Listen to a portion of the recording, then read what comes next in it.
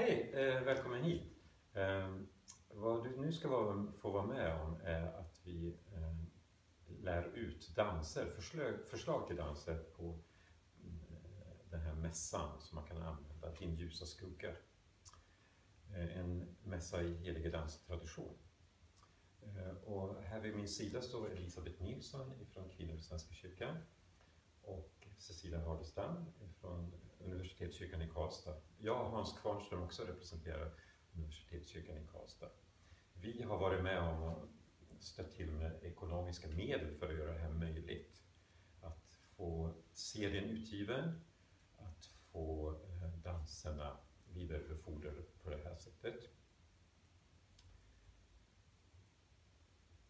Så, dansmässan består av 10 danser.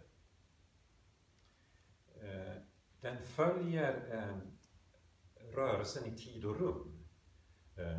Så vi rör oss ifrån afton, kväll, natt, midnatt, gryning.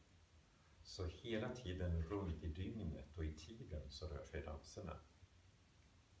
Så det är temat för den här dansmässan.